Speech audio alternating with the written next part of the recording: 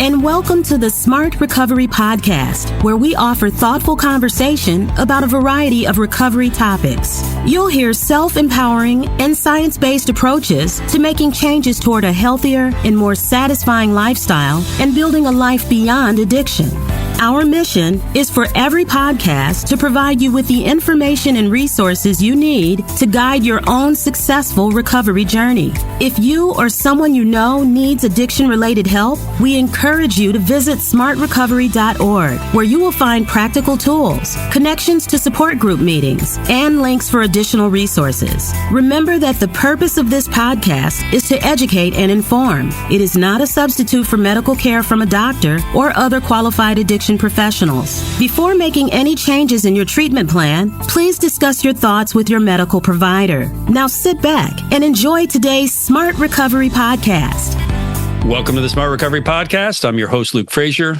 Today on the program, my guest is Andre Richards. He's a Smart Recovery facilitator based in Edmonton, Alberta, Canada. He's also the executive director and founder of Healthy Aligned Living, which is a nonprofit focused on youth empowerment and support for individuals impacted by mental health and addiction. The agency refers to itself as a place where honesty, healing, and hope live together, which sounds like a great combination to me. Dre Richards, welcome to the program. Thank you, Luke. Thank you so much. I'm glad to be here today. I'm very excited to share my story. Smart Recovery, if I didn't have Smart, I don't know where I would be today. That's quite a testimony. I think we can probably just end the podcast right there.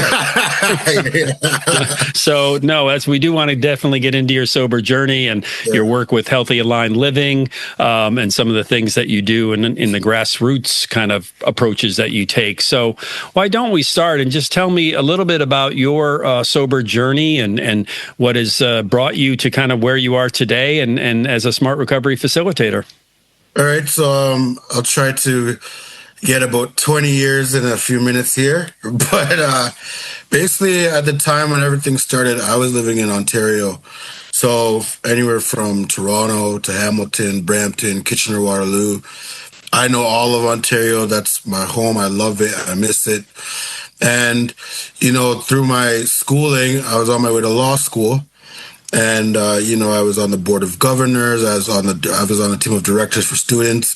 I was working as a youth support worker, and I was doing good. My journey was with alcohol. So at the time, it was more like fun. Then it was fun and problem. Then it was problem.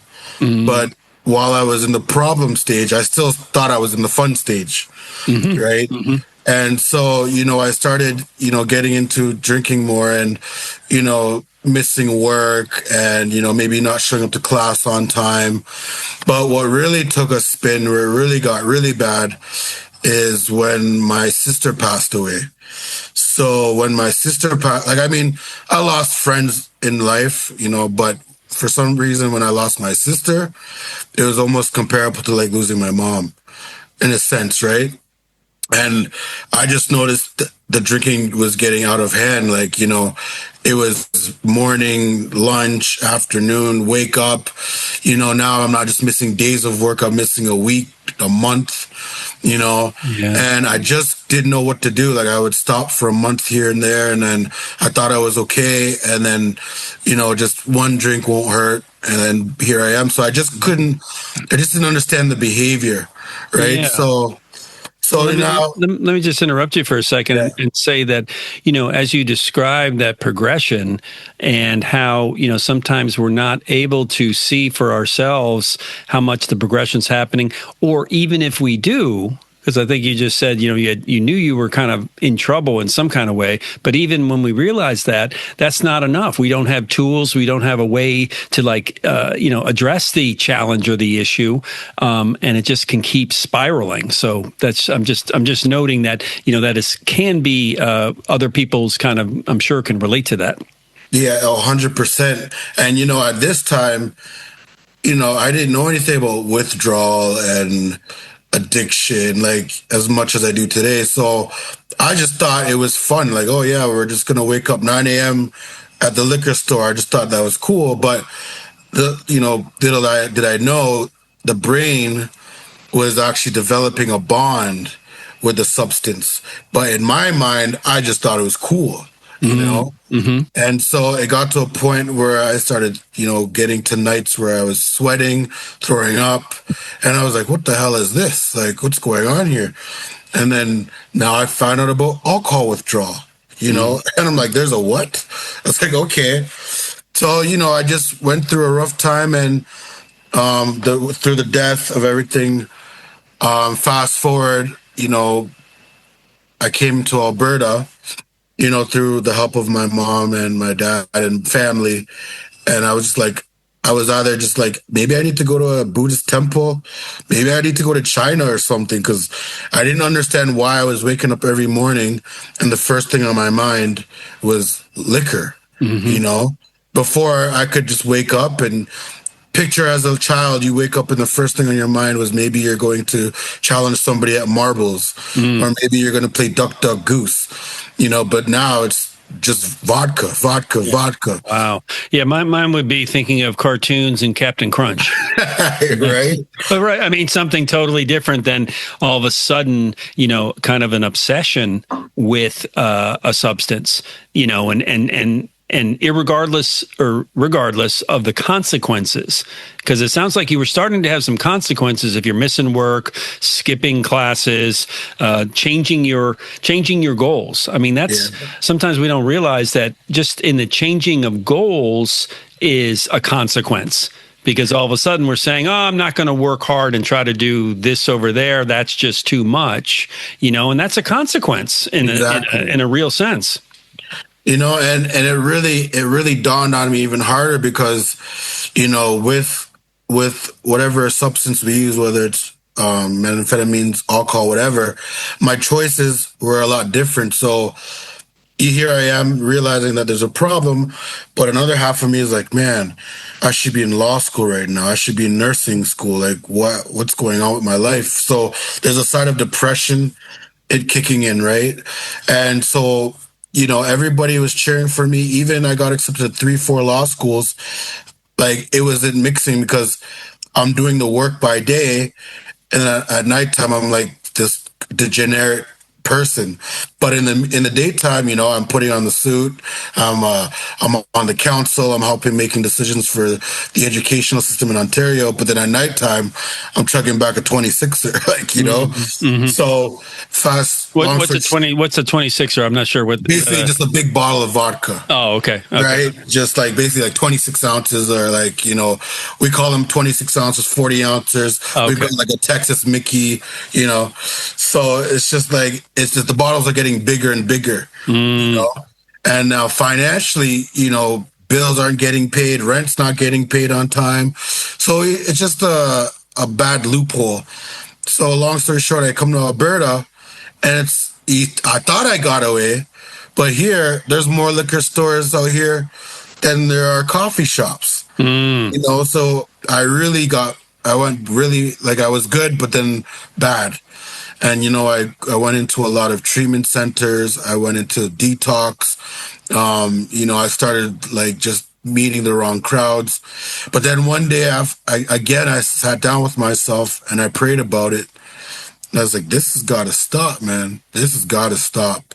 Because I think I've been to every hospital in Edmonton. They all know me. Like, oh, he's back again. He's dehydrated. He hasn't eaten for weeks, And so long story short, I went into, I said, where can I go that will get me away from alcohol for a long time? Because I knew the behavior.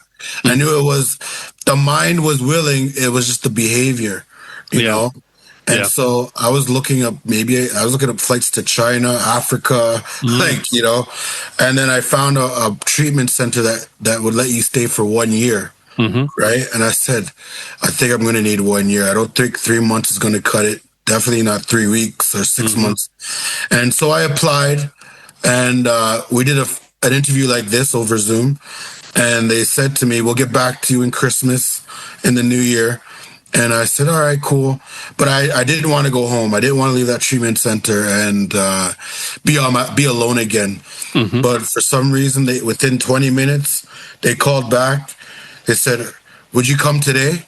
I said, Wow. I'm already packed. Okay. Let's go. And from there, I did everything necessary. I put up with the rules. I got my life back in order. And the the executive director one day, they said, hey, we got these programs here called Smart Recovery. Would you like to start taking the classes? So it's either like you can take the classes or choose a chore, right? So like, yeah, I'll take the Smart Recovery. Well, you know what? Hey, that's okay. There's nothing wrong with choosing the education piece of that. But let me interrupt for a second there and talk about, you talk about that behavior, and knowing that the behavior was getting out of control, and whether it was alcohol or, Smart Recovery, of course, doesn't distinguish. It could be a problem with activities or behavior, could be substances, but it's that compulsion. It's that, I don't know that I can do anything about this without some help. At some point you realize that, and you knew that you needed to be out of a certain environment. But as you probably realized, Dre, the fact of taking a flight to China, you're still going to bring yourself there. And that's where the mutual support comes in, I think, and we'll probably get into this, but that's why a Smart Recovery or other pathways to recovery that offer support for the individual, so we're not alone. We're not going through it alone. I myself am in recovery, been in recovery for 20 years, and I still need the support that I get from pathways. So that's just it's very good to hear, and I just wanted to point out that whether it was alcohol in your case or many other behaviors or substances, when you really reach that point of saying, this is out of hand, this is out of control, and you knew what to do, you said, I got to get some help. Yeah. And I knew it. I knew for some of us, we don't recognize, I come from, my schooling before law school. I was into a lot of psychology. I was into a lot of behavior therapy and stuff like that. So I was able to recognize for myself. But there are some people out there that they are where I'm at right now. They see the behavior, but they don't know how to get out of it, right? And this is why I bring Smart Recovery to the city, right? Because some people believe in AA, some people believe in CA, but people don't realize the science behind recovery. It's more than just a circle group, you know? That's right. And I think that, whatever it is, we definitely support in Smart Recovery, we support multiple pathways. We support people making their own decisions and what goals and what tools they use. And there's people who combine different pathways. They might go to AA and also go to Smart Recovery or use the handbook of Smart Recovery, whatever. But it sounds like that what you brought from that Smart Recovery also, tell me about starting this Healthy Aligned Living and how that came to be. So basically, when I was in the treatment center and the executive directors, I was doing it, and then some of the facilitators couldn't make it. Like maybe some of them graduated, and they observe and they watch who they think would be good to carry on Smart Recovery. So they reached out to me and they said, hey, we're willing to pay for your course. Would you be interested in doing the Smart Recovery? And it was an honor for me because I was like, oh, you'll pay for my course? I was like, yeah. So doing that and actually being in the forefront now, a lot of the people that were coming into the treatment center were youth, right? And that would be like adolescents as well. And a lot of them were listening and learning and applying the tools that I was facilitating with them. So after I graduated, while I was in there, I'm doing my master's. I went to do my master's at University of Alberta. So I was like, do I need to keep doing my master's? Do I need to keep getting all these diplomas and certificates? So I kind of just I sat down with a few agencies out here and I said, what are the biggest gaps that are in the city? And they said, a lot of youth organizations, there's a lot of gaps with that. So I sat there and I said, I did a little bit of ChatGPT and a little questioning, and then that's how Healthy Aligned Living became into fruition, because I just started to, I said, okay, maybe we can't change our ways. Maybe we're stuck in our own ways already because of our upbringing. But we can start with the young generation. We can start with the babies, right? So that's where the organization came into. And I chose Healthy Aligned Living because with Smart Recovery, it's also about your environment. It's about the food you put into your system. It's about going to exercise and just living healthy, right? And so that's why I wanted to bring that to the city. And then I looked online, and a lot of the Smart Recovery classes were taught online. So I said, I'm going to do it different. I'm going to make mine in person, right? So as of right now, we're the only in-person meeting in Edmonton, right? Okay. Maybe all of Alberta, I don't know. But so I started out with one person, showing up, and then the next week it was like 5. Then it got so big that we started having to get extra chairs from the other parts. So now we're one of the largest in-person smart meetings probably in Canada, in person. Yeah. Right? We're talking with Dre Richards. He's a Smart Recovery facilitator based in Edmonton, Alberta. He's also the co-founder of Healthy Aligned Living. It's a nonprofit focused on youth empowerment. I do like that name, Andre. You were talking about why you chose it. And yeah, point 4 of Smart Recovery in our 4-point program is that, living a balanced life. Yes. And that balanced life means, you mentioned, nutrition, exercise, getting together with other people, being social, all those things that make for a really good life. And it sounds like you're providing that opportunity to youth who are coming to see you in person. And whether they're, I don't know, if do you accept all ages more, or is it more oriented towards youth? Or well, when it's Healthy Aligned Living, we'll do the scope of 14 to 29. But if it's smart, we'll do up 18 and up. But if it's younger, then we would register a separate meeting. Okay. To protect the youth of anybody under the age of 18. Right. And I think, you talk about it being trauma-informed recovery. And, there you are. You lost a significant person in your life. You mentioned your sister, and that really spun you into a negative space, and probably the youth that you work with, just guessing here, but they're bringing a lot of trauma with them when they enter into their recovery. So it's not just about the substances or the behavior, it's also dealing with some of that trauma. How does that happen? Well, so basically, people really don't know what trauma is, right? They go through so much things in life, and trauma can happen like a million times in 1 year. It's a traumatic event. You remember it, you might have flashbacks of it. It can happen at any time, but you haven't dealt with the situation. Some people might take medication, or it's like they do Band-Aid procedures. But when we're working with the youth, we're looking at life skills, mentorship, right? Getting them on the right path. So when we say daily habits, that's also developing a daily schedule, right? Where you wake up in the morning, 5 a.m., 6 a.m., you're going to the gym, you're going to do this at 9, 11 a.m. is this. You don't have time to think about going to the liquor store or negative thoughts or anything like that. You want to develop discipline, right?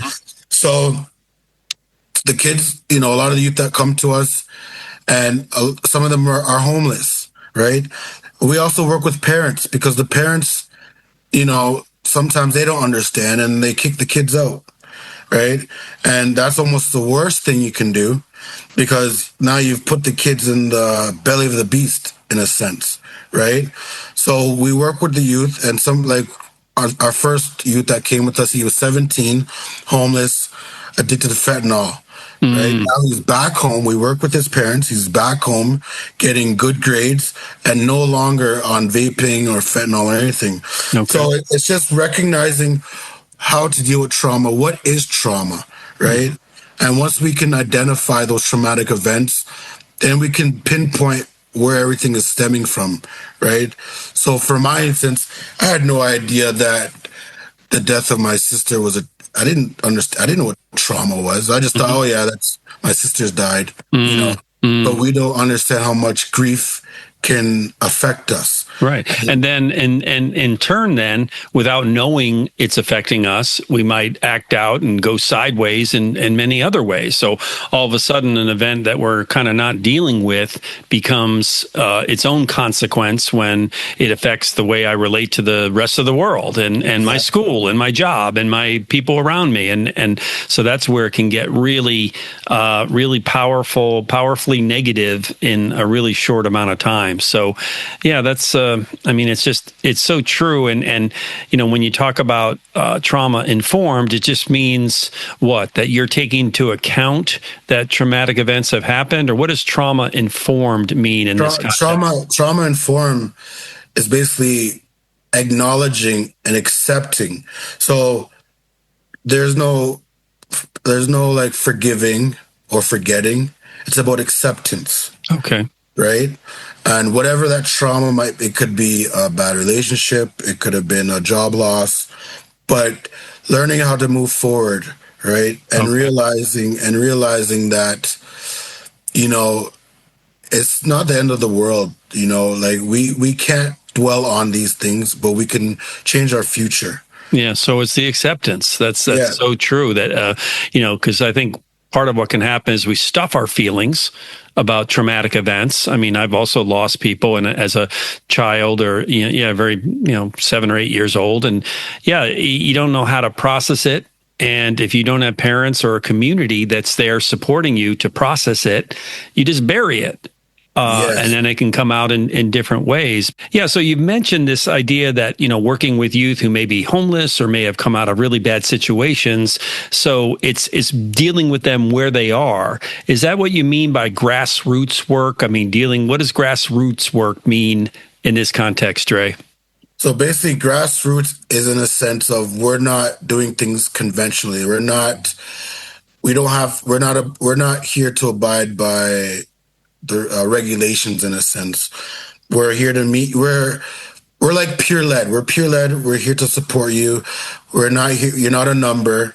You know, we see you as a person. And, you know, when people are getting housed or people are going through poverty, no one takes the time to really figure out why.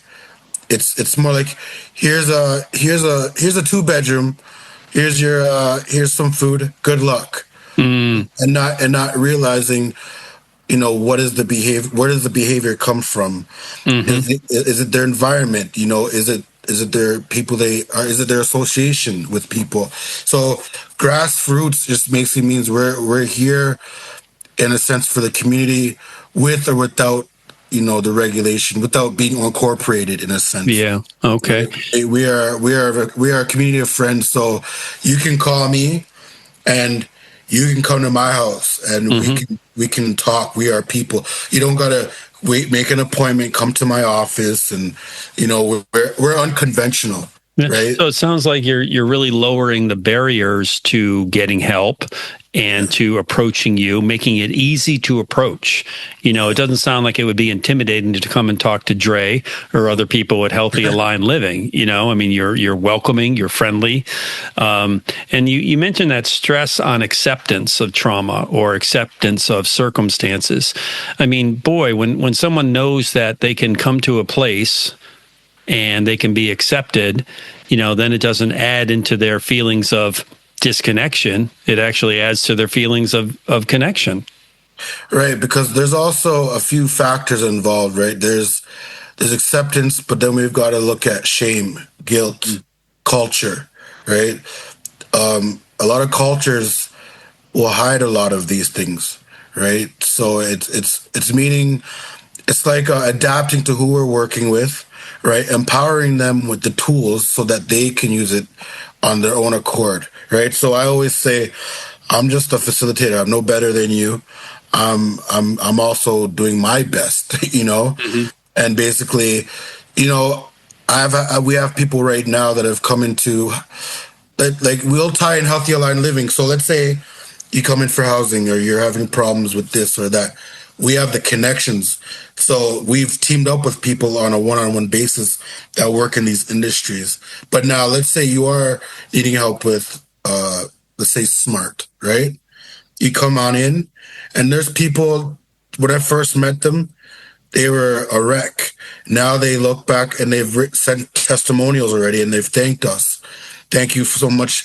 I've been able to spend time with my daughter, or I've been able to find a job. So it's like a hub of everything, right? So you can come. If you need food, we've got it. We've got the connections. If you need help with resume building, financial literacy, we start from the grassroots, but we want to kind of focus with the youth, because, you ever seen that commercial or that video where you have like a bad strawberry or a bad orange, and you put it beside the good fruit, and if the good fruit touches the bad fruit, it can kind of rub off, right?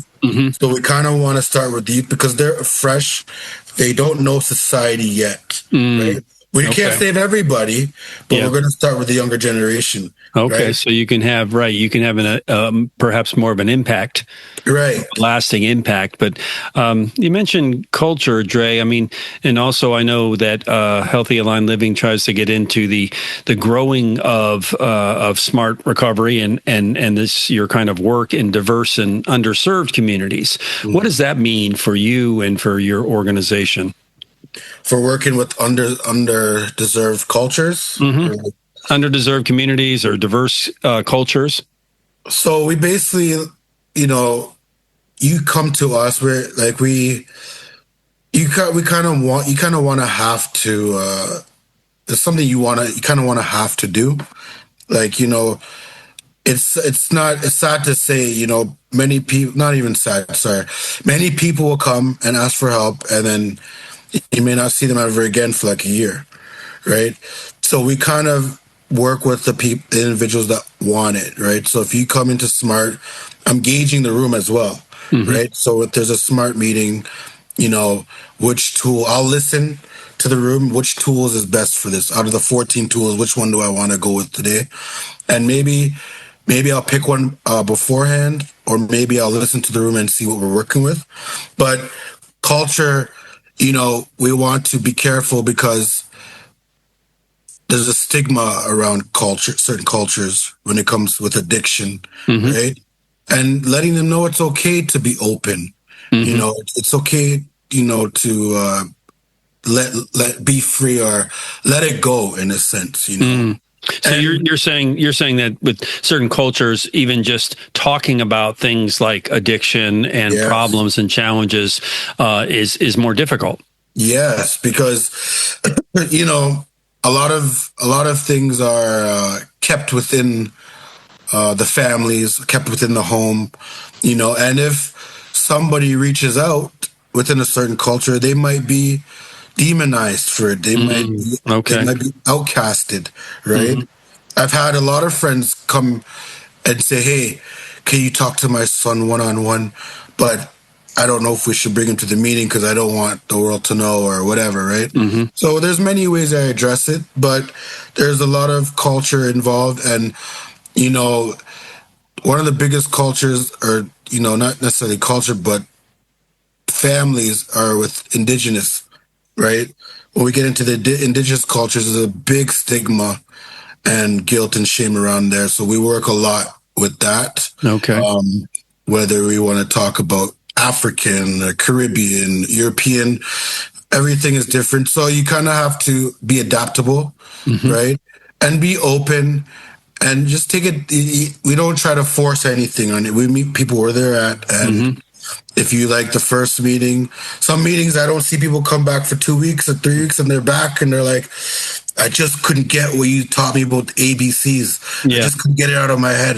And I'm like, okay. So it stuck with them. But that's such an important point, Dre, that this meeting people where they are, accepting, and then that different cultures deal with different kinds of verbalizations of problems or acknowledgement of problems.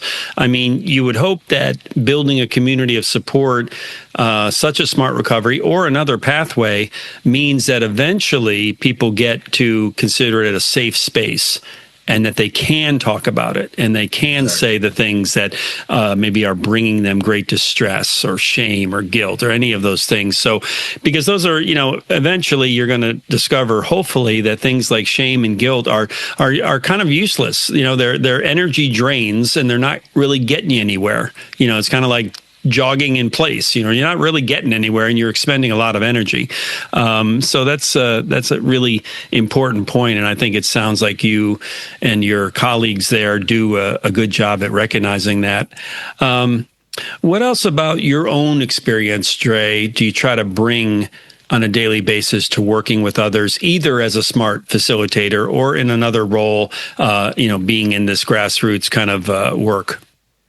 I basically I bring my experience. I'm also a father, right? So I look people in their eyes, when we're driving down the street and you may see somebody panhandling and then that person might just drive off.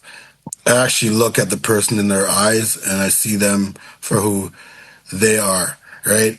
And, I was once there. So when we say we might know the tools, right? But there's millions of people out there that are saying to themselves, why can't I stop? That's the biggest, out of 90% of my meetings, it's always, I just don't know why I can't stop, And I was there and I couldn't understand it either, and I'm like, this is why SMART is good, because now we can get into the urge surfing. We can get into the negative thoughts, cognitive behavior, DPT, right? We can understand why we're doing these things, then match the thoughts with the actions, right? Change your thought process and change your behavior, right? And then when they slowly see this, they're like, now I get it, right? And not only understand it intellectually, but have someone right there before them who says, "This is what happened to me." That experience. This is what happened to me, and this is what I did, and here's the result. So, that's powerful. I'll give you an example too. Like about 3 weeks ago, I went back to Ontario to see my friends and a funeral. But going back home that is where it all started. And my counselor said to me, she's like, are you going to be prepared? I'm like, as prepared as I ever will be. She said, if you drink, everything that you built will be destroyed. And I said, I know. She's like, remember your SMART tools. And I said, okay. Right. And I went back to Ontario. And it was romanticizing, because you were like, man, I remember when I used to drink a 40 right here or this and that. But then the tools have made me so strong. People were offering me shots and offering me beer. The Blue Jays were playing. And I was like, no, I'll take a lemon and water. Had that been 4 or 5 years ago without SMART, it'd have been a different story. Yeah. Okay, so your own experience, even telling people that, there you were, and I imagine in the past, Blue Jays games were an occasion to use alcohol or other substances, and and now you're doing something different. Yeah, and one thing I always tell people is play the tape forward. Right? It's a big thing for me. You'll feel good for 15 minutes, but then what? That's right. There you go. And that's a good question. And then we can, have a chance to reflect for ourselves and answer that question, and probably not like the answer because, it ends up in a bad place, a negative place. But Dre, as we start to wrap up here, are there any other thoughts you'd wish to share with our audience about kind of the work you're doing, or things that maybe they should keep in mind if they're on different stages of the change journey? Well, I would like to say this before I go. For anybody listening, think of whatever substance, whatever it is, whatever your DOC is, think about that time as a child. What brought you joy? When you woke up in the morning, whether it was your parents making breakfast, whether it was being excited to see your best friend at school, whether it was to get ready for Santa Claus the next day for Christmas. Remember those feelings, and remember, sober just means normal, right? becoming normal again. Just go back to as a child and remember you didn't know your DOC before your happiness. So if you're happy at that time, you can be happy again. Okay, so drawing upon that. Yes. And I mean, if anyone wants to check out healthyalignedliving.com, where you can check us out there at the website. We've got social media there. We're growing pretty big. We have more facilitators that are training. I'm training right now with the online courses coming out of our platform. And Alberta will have more classes, in-person classes in Alberta very soon. But I'd just like to say, everyone, thank you for tuning in. And just remember, play the tape forward. And remember those feelings as a child and how happy you were. Excellent. That's great advice. And I really appreciate you coming on here today, Dre. We've been talking with Dre Richards. He's a smart recovery facilitator in Edmonton, Alberta. He's also the co-founder of Healthy Aligned Living. And I'll put a link there in the description of the podcast when it gets posted. And they are a nonprofit focused on youth empowerment and support for individuals impacted by mental health and addiction issues. You've been listening to the Smart Recovery Podcast. I'm Luke Frazier. Until next time on the program, stay healthy and stay connected.